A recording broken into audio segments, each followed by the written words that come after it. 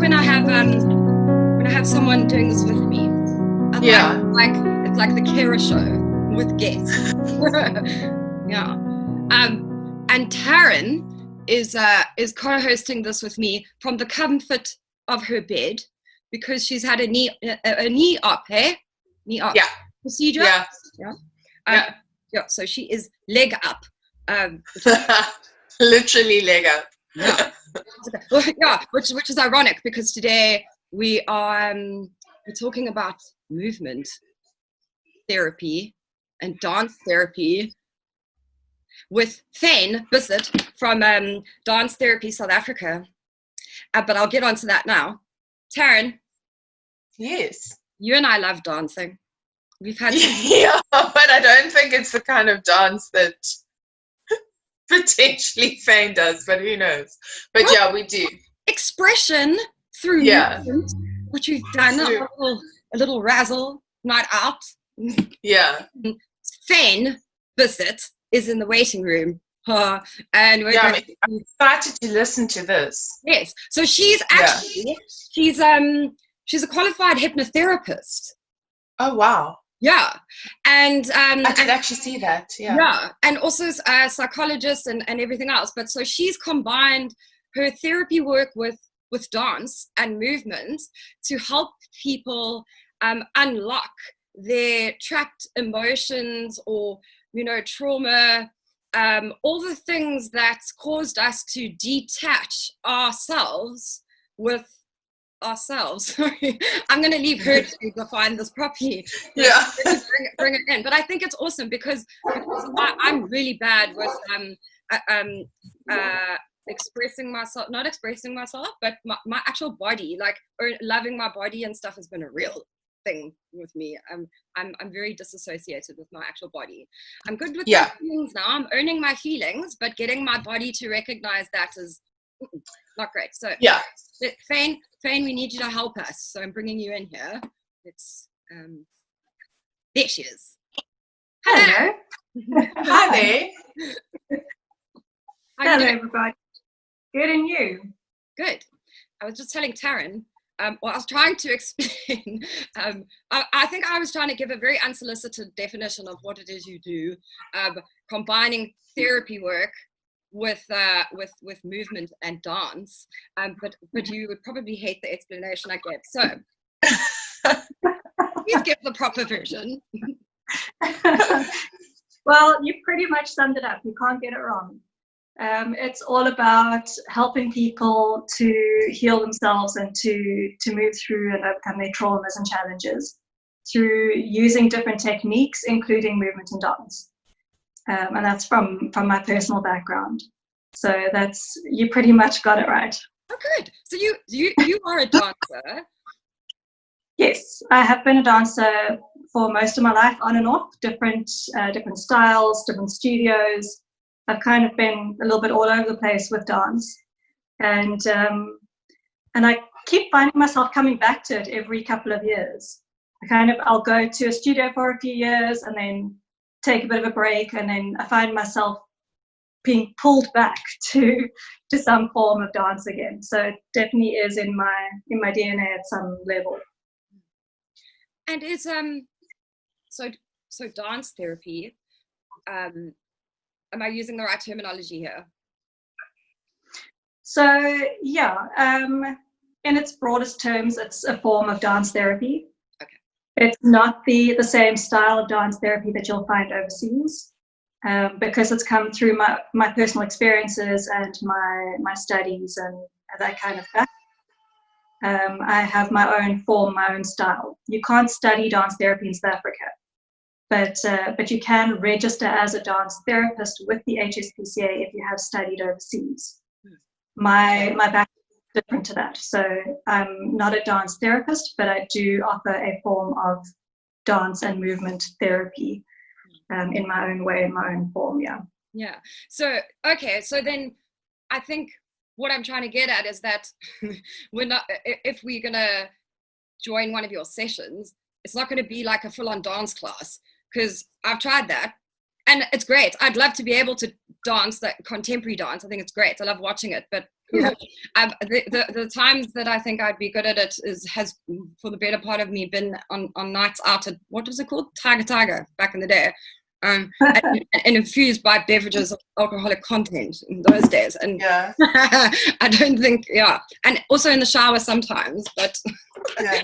what I mean is that it's not necessarily sophisticated professional sort of dancing. It's more about movement, right?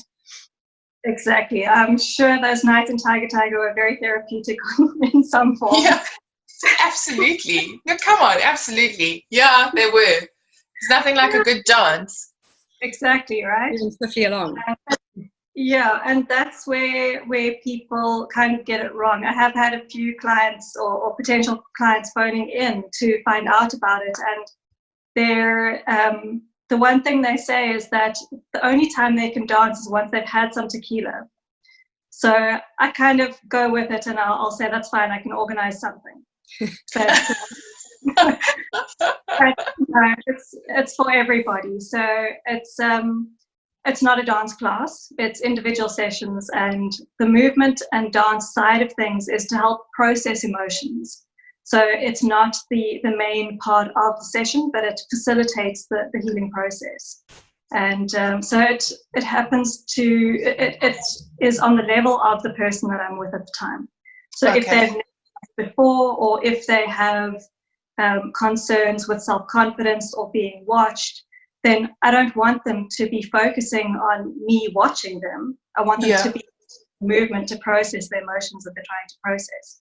So it depends on the client. Sometimes it'll be free movement. Sometimes it'll be very simple, repetitive choreography that they can follow, so they don't feel like they're being watched, or they don't feel, I don't want to add elements of insecurity to a session where I'm trying to help them overcome something like that. I think that would have been my next question, because I know that the insecurity in myself, because I've always, I don't know how many people know this about me. I know one or two do. I've always wanted to learn dancing, like samba, and I have a friend that dances in like competitions, and her confidence is just incredible. And she said, it comes and develops over time. But I said, I cannot, it's strange. I can maybe be loud and I can be crazy on a night out, which is very different. But when it comes to something like that, that would have been my question. Like, how would someone like me, who is so insecure with their body and their movement and everything, how do you how is it an immediate movement in body, or their sessions before? Is it incorporated from the start? Because I know for me that would be my concern. I'd be like, but I'm too shy to do this. Like, I'm too shy to express and open up. Yeah, that is a common concern that people have with this form of therapy. And so the way that I run a session is that we'll start off with the talk side of therapy, where we'll discuss what the issues are that you're coming in for, where it started, what you're wanting to gain from the sessions. And then from there, we move through a process that moves you through from your mind, through the emotions, and into the body. So you can locate where those emotions are stored in your body. And that's what a lot of people don't realize, is that things like emotions and traumas and stress, anxiety, all those challenges that we face aren't just on our conscious minds. They're deep down in our subconscious minds and are stored within our bodies. So as much as we're trying to talk through them and to overcome them from a level of talk, we're needing to release them from our bodies as much as from our minds. So it's taking us into our bodies to release from that level. And so it's not an intimidating form of therapy, because it is individual. It's not a class where other people could be watching, or, it's a therapeutic setting. So there's non-judgment. It's very much confidential, obviously, but it's on the level of the person I'm with. So if you're coming in with insecurities, I'm not going to put on music and say dance. That's not the point. These are obviously one-on-one sessions. They're not. These aren't group things, or do you do group sessions as well? I have done some workshops in the past. I prefer doing one-on-one, and that's my main focus is individual sessions, so that we can. Yeah. I wonder if so I've lined up the one of the videos that you guys have online with Tanith, which I think is quite a nice way to outline exactly what you're talking about, storing your those trapped emotions, and how our bodies how we need to unlock that in order to be freed of those things through movement. And I'm going to try the screen share so that we can show people quickly, if you guys don't mind. I know you've both seen it, but others have not, and sometimes the screen share thing is temperamental. So Karen, just WhatsApp me if this isn't working. No problem. Thanks.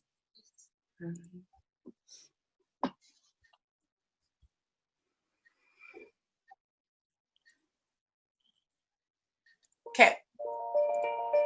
I hate being out of control. I use food to feel in control. That really freaks me out. I've decided to try dance therapy to get to the core of why I overeat and why I therefore overeat.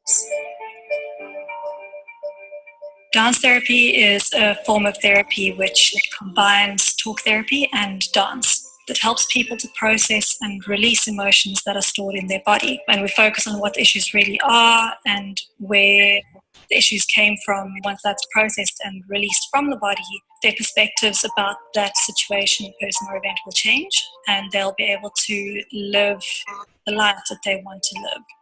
Food for me is not just for comfort, it's also to help me feel more in control.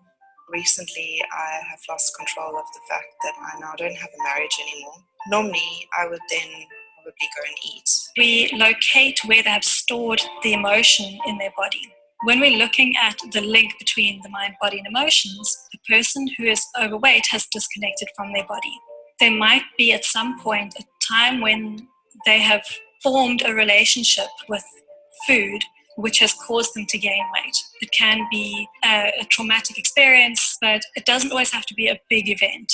My parents decided to move to a really remote area. When I arrived at the new school, I was teased about my weight. When I finished school, I went straight over to the UK with my now ex-husband.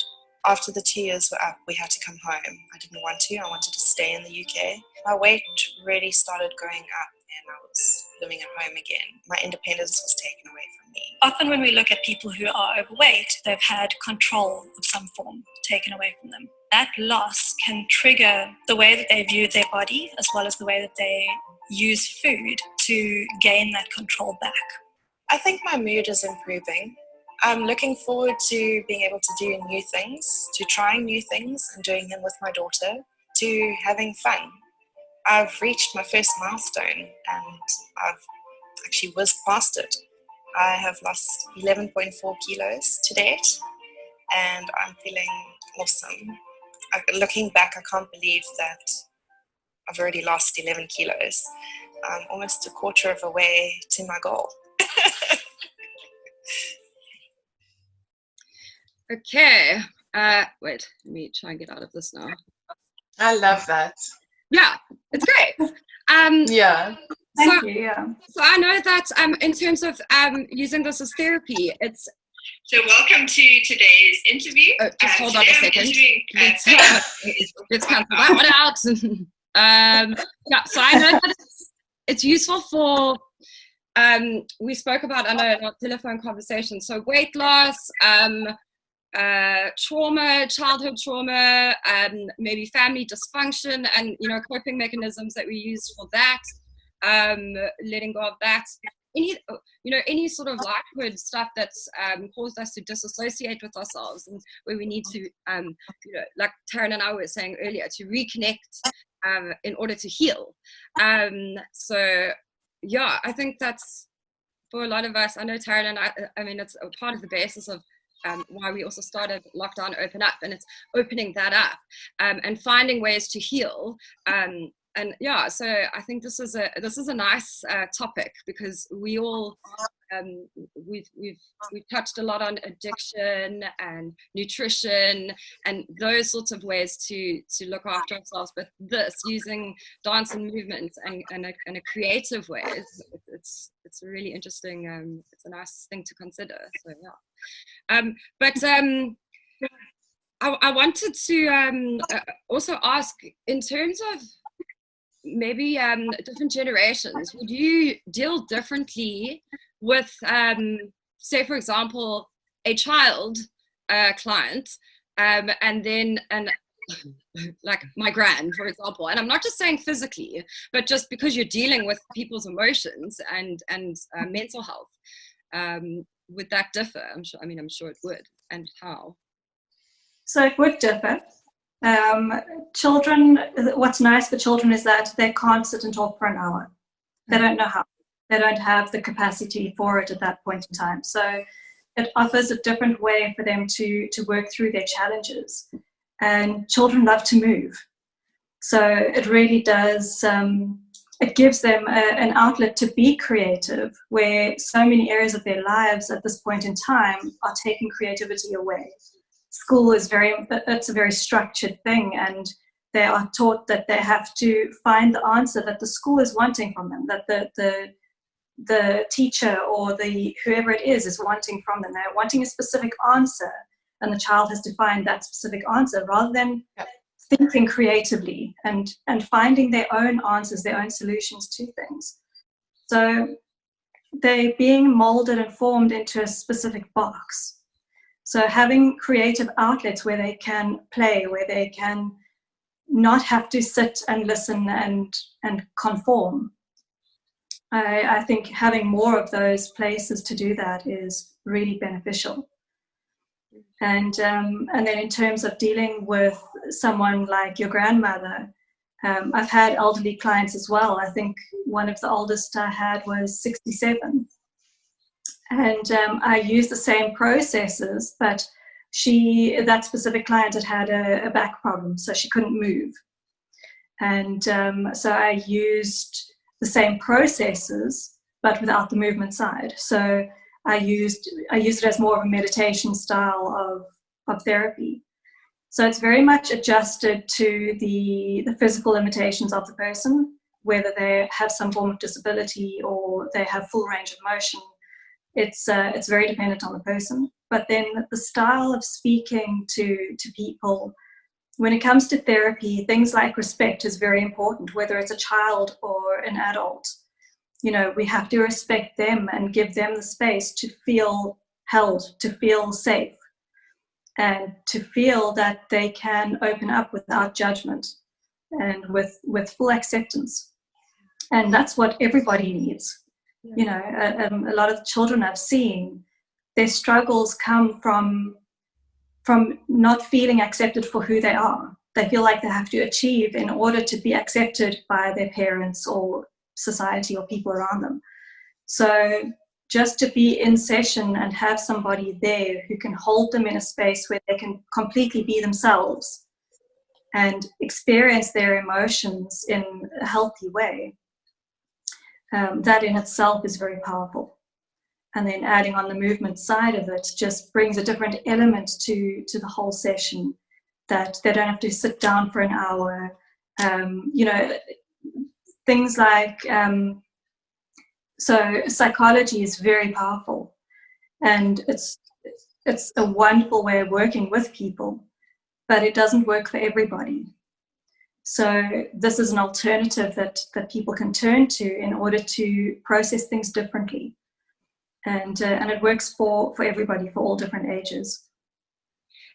I think it must be such an interesting observation as well, as the observer, when you are, I guess, I don't know if you're assessing someone or a child, let's take for example, through their non-verbal communication, because I know that there's the whole, what's that saying, the one thing that could solve most of our problems is like dance, but that we can our bodies tell stories about ourselves, and that I suppose that maybe that's how the concept of dance therapy was born in a way. I mean, I don't know, I'm just assuming that we can tell a lot by a person's movements and nonverbal communication. And I know that a lot of the time I give off, doesn't matter how confident I come across in speech, but my body and the way I position myself even in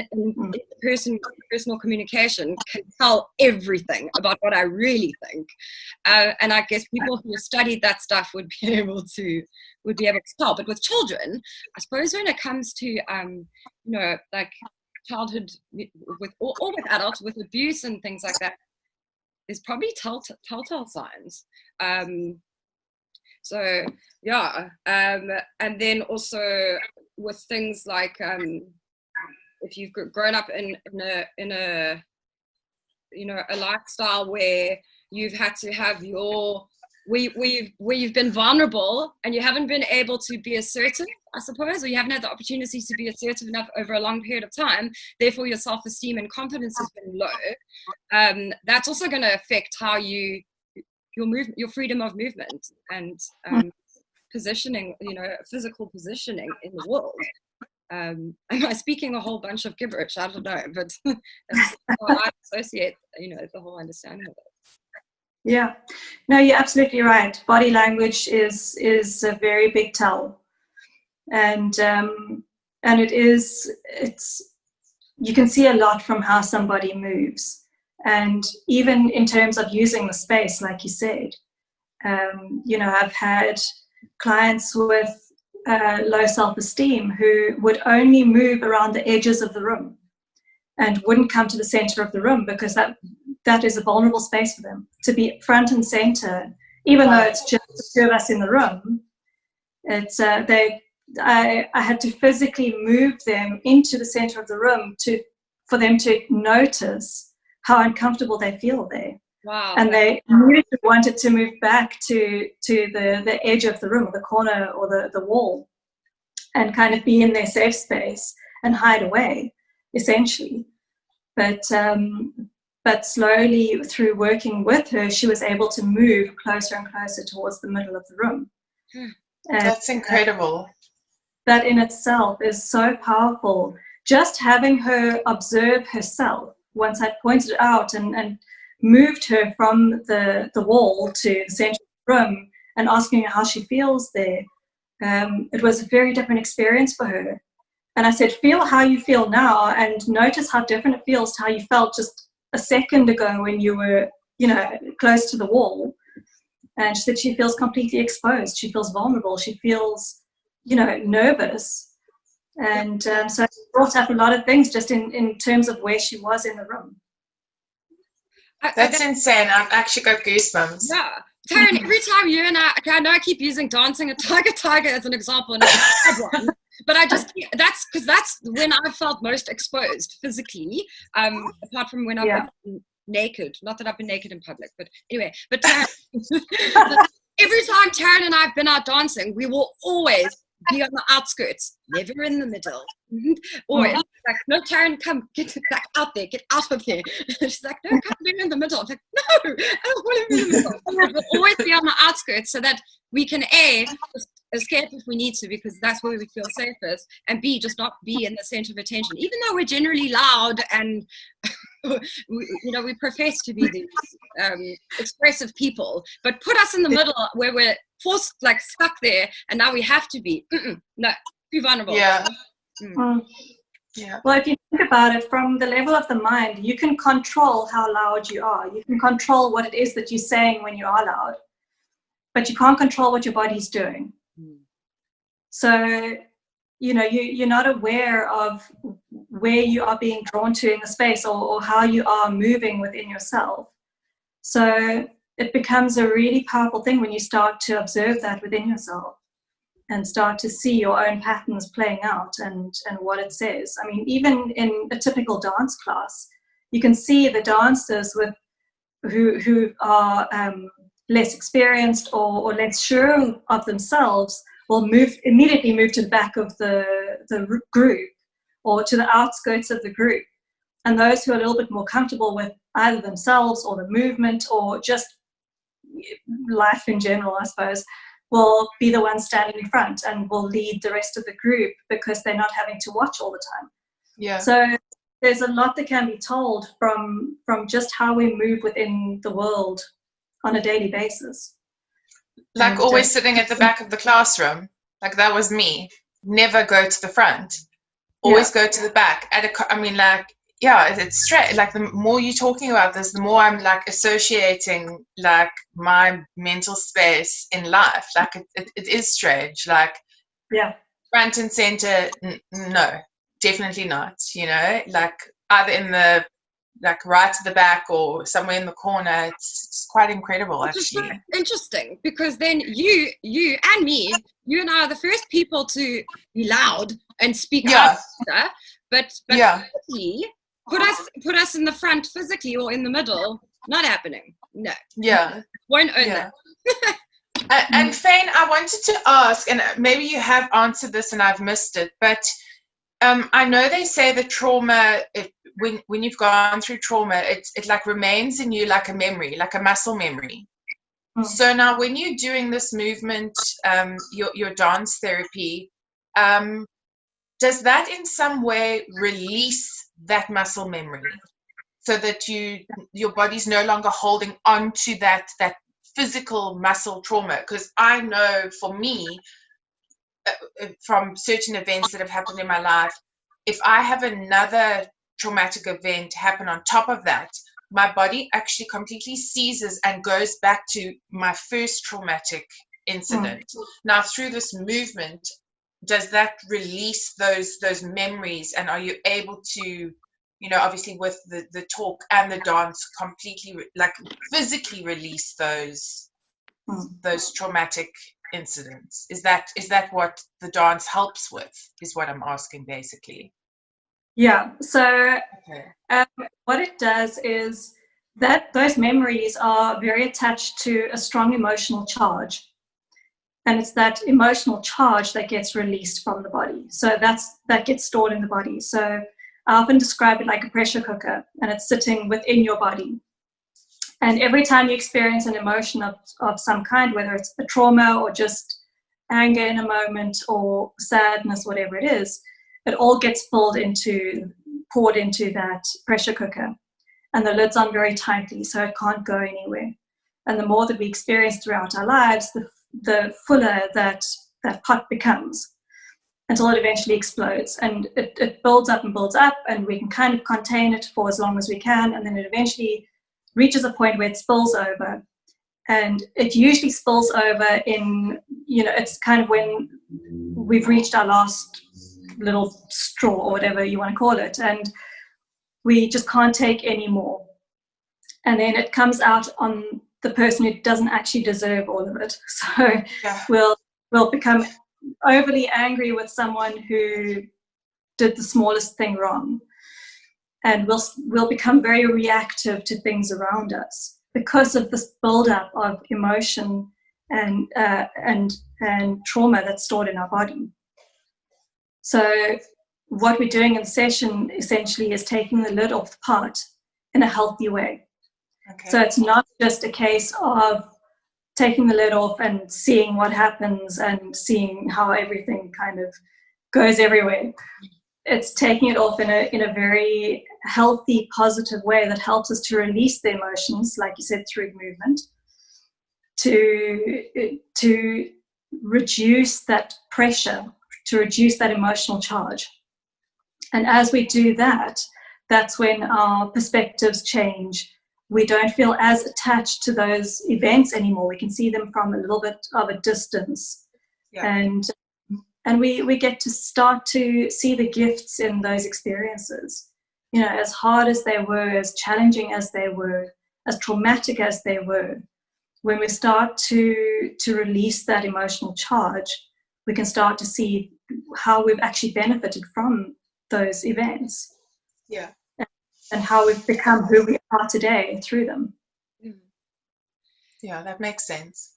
Do you think this could be a good stepping stone for people who are maybe, I'm thinking especially for people in light of President Ramaphosa's State of the Nation address the other night, where he I'm glad, highlighted the victims of gender-based violence, and as shocking as that was, but for the survivors of gender-based violence, and I'm talking particularly about the women who've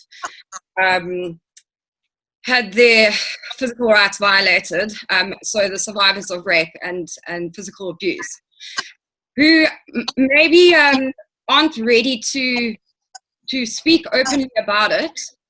And again, the stigma of shame and embarrassment, or for fear of being minimized, which is something that, you know, we're on a personal mission on this platform to try and not get rid of, because I understand why people would find that difficult, but to at least create these safe spaces to be able to start opening up and trying to facilitate that environment. But maybe something like dance therapy is a good foundation or stepping stone for people who aren't quite there yet, to unlock those things deep down, and really painful, you know, serious stuff that's to discount other hidden things that need to be unlocked. But do you think this could maybe be a good stepping stone, or maybe to work in line with other forms of therapy? Very much so. It's a very useful form of therapy for things like physical traumas, sexual traumas, that kind of thing, because it allows us to process from our bodies. What happens is that when someone has had some form of sexual trauma or something, a physical trauma, something like that, what often happens is we move into our heads to try and gain control and to feel safe, and we disconnect from our bodies, because that's where the trauma took place. That's where the emotion is strongest. So to access that emotion in a way that we don't have to talk through every tiny detail. It's very difficult to verbalize something like that. So to use our bodies, to live a healthy way, we have to reconnect with mind, body, and emotions. So we're not just living in our minds and disconnecting from our bodies, which can create so many other challenges and issues like weight gain or eating disorders, or so many different things can come from trauma as a result. And so using movement to process, like you were saying earlier, it's a form of expression. So we can use our bodies to move through the emotional charge around those experiences. And a lot of my clients have had some form of sexual trauma in their childhood, or, you know, it happened many years ago, and they've repressed the memories, and they've had so many challenges as a result, even just in their personal relationships, that they're experiencing now. You know, challenges with intimacy and all sorts of things like that, which they don't often connect to being, or they don't often see as being connected to that trauma, or fears with commitment. You know, things like that people don't realize are as a result of those experiences. So it's a very useful way to use talk therapy and movement to process out those emotions. Again, it helps them to release that emotional charge, and then to find a different way to be in the world. And one of the biggest struggles that people have is to be seen. Yeah. And especially for someone who's had some form of sexual or physical trauma, they don't want to be seen, because that's when their subconscious mind would tell them that they're most unsafe, even though it might have happened many years ago, or, you know, if it's still happening. They're going into their heads is one way for them to feel safe, because they feel in some form of control. But to reconnect with the body, you start to see that it's not an unsafe place to be. It's not an unsafe place to connect with. And so that reconnection is really important. Yeah. Because they're not living as their full selves. They aren't experiencing everything that they can experience because they've disconnected. So it's a process to bring them back to feeling comfortable within themselves and accepting themselves. And from there, things start to shift and change around them. Sure. That's great. Darren. Yeah. Yeah. I don't know why it's like hit so many.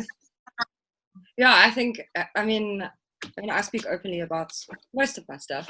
Try not to air my dirty laundry, but yeah, I mean, I through my, I mean, I've had my fair amount of dysfunction growing up, but through all my stuff, I disconnected from my inner emotions and feelings early on, and to the point where I think I was so oblivious to it, and I got so good at detaching from myself in order to cope with sorts of things. And as a result, now in adulthood, it's only in the last year and a bit that I've realized how desperately I need to reconnect with myself in order to actually feel free and to have like a sense of true meaning, if that makes sense, and to be like true to myself.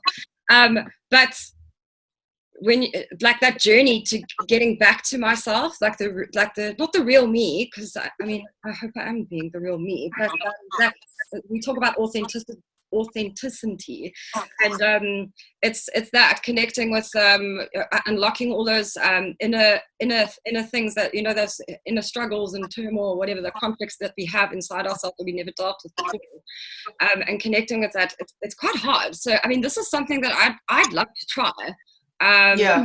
Because sometimes, like, I mean, we can talk about things until we're blue in the face, and we can write songs and we can use words and that sort of thing, and that's great. I mean, it's good, and more of us need to do that, and we need to do more of it. But sometimes maybe doing something like this is sometimes you don't need to necessarily verbalize things, and there's things that words can't express, and that the unwritten word is sometimes you know. Yeah.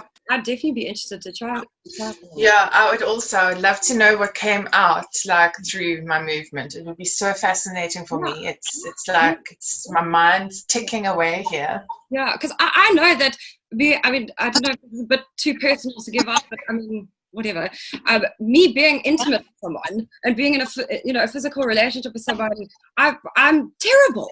I cannot connect Kira's mind and body. I mean, I've been told this before, that it's something that in my recent months have come to realize I need to work on that. My whole life, as soon as I'm intimate with someone, I disconnect, and it's like means nothing. Yeah, and that's a direct result of that's how I've coped my whole life, is detaching my mind from my body. Don't know what that's about, really. Well, I do kind of, but I don't know if there's like an incident, or I mean, I just think it's a collective result of, you know, just how I've always been subconsciously. But yeah, it's kind of sad.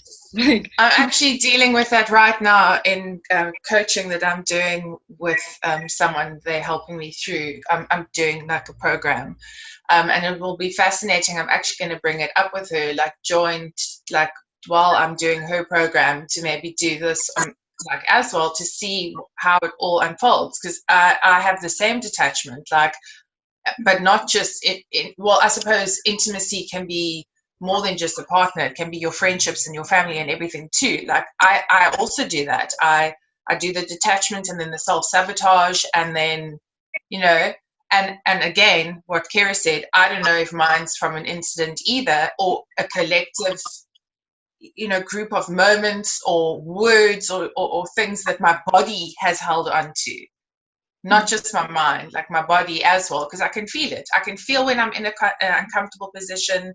I can feel when I'm most relaxed, like, you know, and how I am versus if I'm uncomfortable, how I speak, how I react, how I respond, versus when I'm in a comfortable space, how I speak, react, and respond to people and life in general.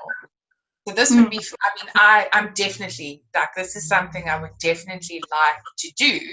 So having said that, how are you managing this now via like lockdown? Have you taken it digitally? Are you able to see people? I mean, how are you? Good question. Yeah. How do you incorporate how are you incorporating it in a digital space? If we wanted to now come and see you, like how do we do this now, you know? Yeah.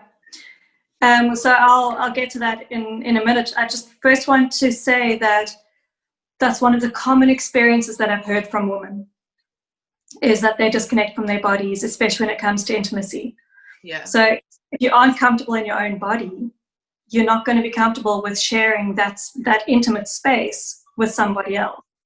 So it's a really, really common concern that women have.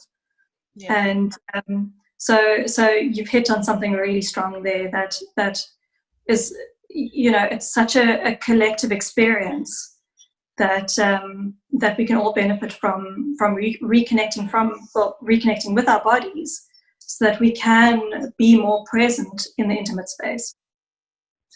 And so it's a wonderful way to do that. And I am doing sessions online, so whether via Skype or Zoom or even WhatsApp video call, we can do it in digitally on online platforms. And as long as the person I'm with has a safe space within their home, so they're not being bombarded by kids or partners or, you know, somebody else wanting their attention, they can actually take that for themselves. Okay. And have that quiet space where they can connect with themselves, they can speak freely and don't feel like they have to kind of be careful with what they say in case somebody can hear through the door. Yeah. So just to make sure that they feel comfortable and safe within the space that they are in at home, then we can make a plan. And then tell me, if they're not, are you able to see people on a one-on-one basis during this time and lockdown and regulations and everything? So I haven't been up to this point, okay.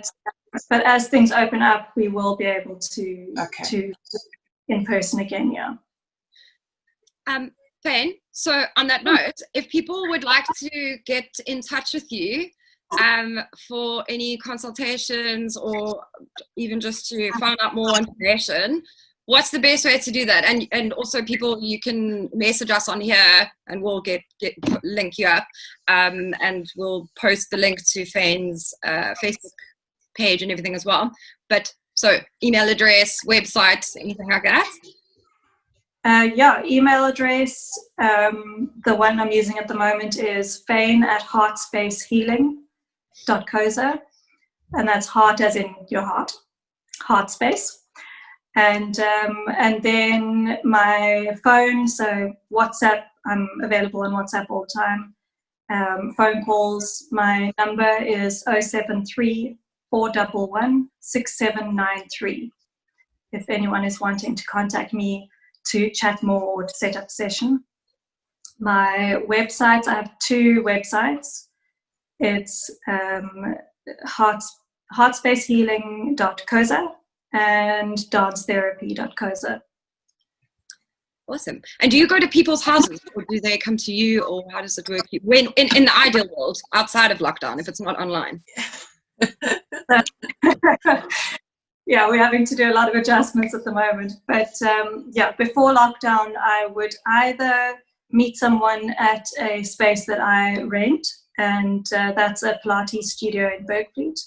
Okay. Or I can go to their homes if it is easier for everyone.